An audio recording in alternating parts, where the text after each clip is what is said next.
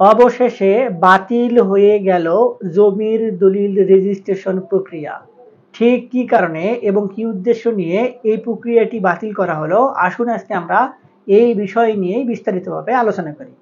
তবে ভিডিওটি শুরু করার আগে আপনি যদি আমার এই চ্যানেলে আজকেই প্রথম হয়ে থাকেন, তাহলে এই ধরনের আইন বিষয়ক নানান ধরনের গুরুত্বপূর্ণ ভিডিও পেতে আমাদের চ্যানেলটি সাবস্ক্রাইব করে রাখবেন। আর যদি নিয়মিত হয়ে থাকেন তাহলে লাইক, কমেন্ট এবং শেয়ার করে আমাদেরকে অনুপ্রেরণা দিবেন। রাষ্ট্রীয়ভাবে কোনো সম্পত্তি হস্তান্তরিত হলে, অর্থাৎ এক হাত থেকে অন্য হাতে গেলে, সেই হস্তান্তর প্রক্রিয়াকে বৈধতা দেওয়ার জন্য একটি দলিল সম্পাদন করা কিন্তু অত্যন্ত গুরুত্বপূর্ণ। এবং এই দলিল সম্পাদন না করে যদি কোনোভাবে সম্পত্তি হস্তান্তর করা হয়, তাহলে পরবর্তীতে এই সম্পত্তি যে ব্যক্তির নিকট হস্তান্তর করা হয়েছে সেই ব্যক্তির থেকে যে কোনো সময় আবার যে ব্যক্তি তাকে হস্তান্তর করলেন, অর্থাৎ দাতা, তিনি কিংবা তার ওয়ারিশগণ ওই গ্রহীতার কাছ থেকে সম্পত্তি কিন্তু ফেরত নিতে পারে। এবং এই প্রক্রিয়াটিকেই বন্ধ করতে এবং ওই লেনদেনটাকে আপনার বৈধতা দিতে একটি দলিল তৈরি করা কিন্তু অত্যাবশ্যকীয়। শুধুমাত্র দলিল তৈরি করলেই হয় না, সেই দলিলটাকে আবার বৈধতা দিতে কিংবা রাষ্ট্রীয়ভাবে স্বীকৃতি দিতে সেই দলিলটি আপনার সাব রেজিস্ট্রি অফিস কিংবা রেজিস্ট্রি অফিসে গিয়ে আপনার সেই দলিলটি একটি নির্দিষ্ট পরিমাণে ফি পরিশোধ করে রেজিস্ট্রি করতে হয়। এই রেজিস্ট্রি করার পরে এই দলিলটি আপনার রাষ্ট্রীয়ভাবে সম্পূর্ণভাবে স্বীকৃতিপ্রাপ্ত হয় এবং এই যে লেনদেন এক হাত থেকে অন্য হাতে হস্তান্তর, এটি বৈধতা পায়। এবং পরবর্তীতে যদি কোনো ব্যক্তি এসে ওই দলিল গ্রহীতাকে কোনোভাবে সেই সম্পত্তিটি ভোগ দখল করতে বাধা প্রদান করে, তাহলে ওই ব্যক্তিকে রাষ্ট্রীয়ভাবে কিন্তু অনেক পরিমাণে বেনিফিট প্রদান করা হয়। আর এই দলিলটি যদি কোনোভাবে রেজিস্ট্রি করা না হয় এবং তৈরি না করা হয়, তাহলে তাদেরকে ভুয়া মালিকানা কিংবা ভুয়া ভোগ দখলদার হিসেবে অবহিত করা হয়। এখন আগে যে প্রক্রিয়া ছিল আপনার দলিল তৈরি করার কিংবা এই দলিলটি পরবর্তীতে রেজিস্ট্রি করার, এটি হচ্ছে প্রাথমিকভাবেই যখন কোনো দাতা একটি সম্পত্তি কোনো ব্যক্তির কাছে হস্তান্তর করে, সেই ব্যক্তি কিছু আপনার অর্থ কিংবা কোনো একটি বিনিময়ের মাধ্যমে সেই সম্পত্তিটি আপনার তার কাছে গ্রহণ করে এবং এই গ্রহণটাকে আপনার একটি দলিলে সম্পূর্ণ প্রক্রিয়া লিপিবদ্ধ করে পরবর্তীতে সেটি স্ট্যাম্প পেপারে আপনার সুন্দরভাবে উল্লেখ করে সেই স্ট্যাম্প পেপারটি নিয়ে আপনার এই যে দাতা এবং গ্রহীতা দুইজনেই সাব রেজিস্ট্রি অফিসের যে রেজিস্ট্রি অফিসার থাকে তার সামনে উপস্থাপন করে দেন। সাব রেজিস্ট্রি অফিসারগণ সেই দলিলটি পর্যবেক্ষণ করে দুই পক্ষের মতামত নিয়ে একটি নাম্বার স্থাপন করে তারপর দলিলটি আপনার রেজিস্ট্রির জন্য প্রক্রিয়াধীন করে ফেলে। এখন এই প্রক্রিয়া করতে গিয়ে সম্পত্তির দলিল দুইটা করতে হতো, একটা হচ্ছে যে গ্রহীতা তাকে হস্তান্তর করা হতো এবং আরেকটি আপনার বালাম বই যে থাকে রেজিস্ট্রি অফিসের, সেই বালাম বইয়ে নাম্বার উল্লেখ করে তার সঙ্গে রেখে দেওয়া হতো। এটির কারণ হচ্ছে পরবর্তীতে আপনার এই সম্পত্তিটির বাকি যে সকল প্রক্রিয়া আছে রেজিস্ট্রেশন সংক্রান্ত সেগুলোকে সম্পন্ন করা হতো এবং কখনো যদি এই যে গ্রহীতার দলিল এই দলিলটি হারিয়ে যায় কিংবা ওই দলিলটির হুবহু নকল দলিল তৈরি করা হয়, তাহলে সেটি যেন প্রমাণ করা যায় এই জন্য এই অরিজিনাল যে দলিল আর একটি কপি থাকে সেই কপিটি সংরক্ষণ করে রাখা হতো। এবং এই যে সংরক্ষণ করে রাখা হতো এই কাগজ কিন্তু পরবর্তীতে 50-60 বছর পরে তার ভ্যালিডিটি নষ্ট হয়ে যেত, যে কলম দিয়ে সেই কাগজের উপর লেখা হতো সেই কালিগুলো নষ্ট হয়ে যেত কিংবা নানান কারণে এই সংক্রান্ত দলিল যেগুলো জমা করা হতো রেজিস্ট্রি অফিসে সেগুলো ধ্বংস হয়ে যেত। অনেক জায়গায় আগুন লেগে, অনেক জায়গায় বিল্ডিং ধস হয়ে, আবার অনেক জায়গায় আপনার বৃষ্টির কারণে এই সকল দলিল বিভিন্ন সময় নষ্ট হয়ে যেত এবং পরবর্তীতে এই সম্পত্তির মালিকানা সংক্রান্ত নানা ধরনের জটিলতা কিন্তু দেখা দিত। এবং এই সমস্যাগুলো বাংলাদেশ সৃষ্টির পূর্ব লগ্ন থেকেই কিন্তু হয়ে আসছে এবং এর বাইরে কিন্তু অন্য কিছু ভাবার এতদিন কোনো সুযোগ ছিল না। কিন্তু এই যে বর্তমান সরকার, এই সরকার সকল কিছুকে ডিজিটালাইজ করার যে লক্ষ্যমাত্রা হাতে নিয়েছে, এই লক্ষ্যমাত্রাকে বাস্তবে রূপ প্রদান করার জন্য এই দলিল সংক্রান্ত বিষয় কিংবা আপনার এই যে ভূমি সংক্রান্ত যে বিষয়গুলো, সব বিষয়গুলোকে ডিজিটালাইজ করার একটি পদক্ষেপ গ্রহণ করেছে এবং এই পদক্ষেপটির কারণেই আগের যে দলিল রেজিস্ট্রেশন প্রক্রিয়া কিংবা প্রথা ছিল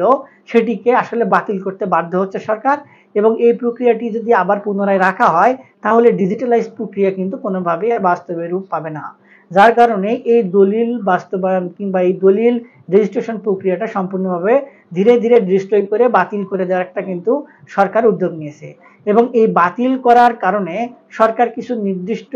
নতুন প্রক্রিয়া গ্রহণ করেছে। যেমন ধরুন আপনি যদি কোনো সম্পত্তির দলিল তৈরি করেন এবং সেই দলিল নিয়ে পরবর্তীতে রেজিস্ট্রি করার লক্ষ্য নিয়ে সাব রেজিস্ট্রি অফিসের সামনে যান, তখনই আপনার আগে নিয়ে যেতে হতো 2 কপি দলিল, এখন নিয়ে যেতে হবে 3 কপি দলিল। এই 3 কপি দলিলের মধ্যে 1 কপি দলিল হচ্ছে আপনার যে দাতা, সেই দাতা আপনার সম্পত্তির যে গ্রহীতা তাকে প্রদান করবেন। আর 1 কপি দলিল আপনার সঙ্গে সঙ্গেই অনলাইনের মাধ্যমে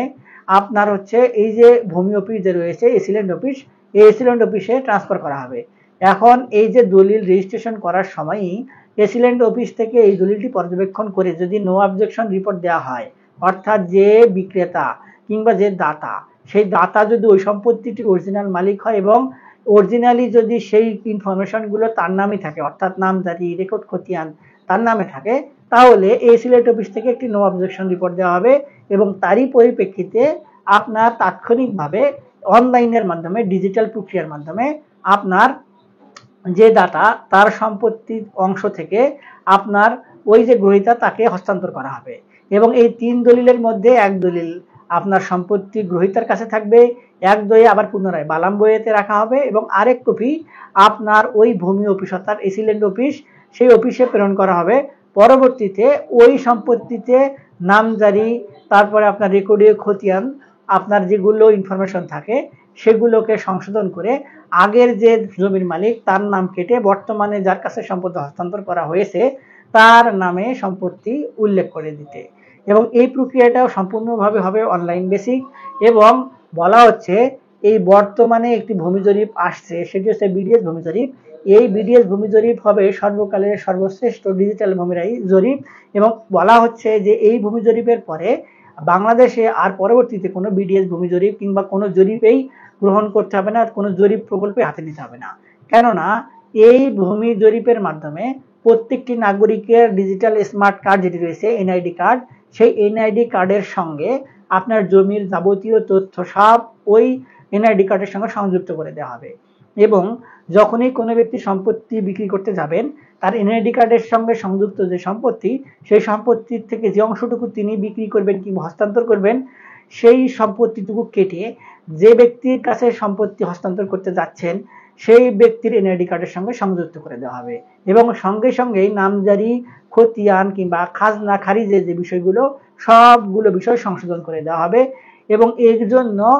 আর কোনোভাবে ঘুষ কিংবা কোনো হয়রানির শিকার হতে হবে না কোনো ভূমি মালিককে। এবং এই প্রক্রিয়াটা কি অনেকেই কিন্তু বিভ্রান্তিকর তথ্য হিসেবে উপস্থাপন করছে এবং অনেকেই কিন্তু বলছেন যে বাতিল হয়ে গেল আসলে আপনার এই যে দলিল রেজিস্ট্রেশন যে প্রক্রিয়া, সেটি আসলে প্রক্রিয়া যেটি আছে সেটি আসলে বাতিল হয় নাই, সেই প্রক্রিয়াটাকে আপনার পরিবর্তন করে বর্তমানে ডিজিটালাইজ করা হচ্ছে এবং আধুনিকায়ন করা হচ্ছে।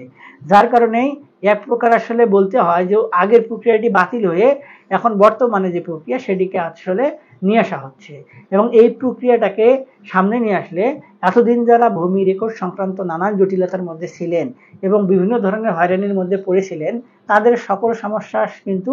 এই ভূমি জরিপের মাধ্যমে সমাধান হয়ে যাবে। তবে যে সংক্রান্ত জমি জমা নিয়ে আদালতে মোকদ্দমা দায়ের হয়েছে, সেই সংক্রান্ত জমি জমা নিয়ে এই ধরনের আপনার ডিজিটালাইজ সিস্টেমে অত সহজে অন্তর্ভুক্ত করার সুযোগ নেই। আগে আদালত থেকে সেই সমস্যার সমাধান করে আসতে হবে, তারপরে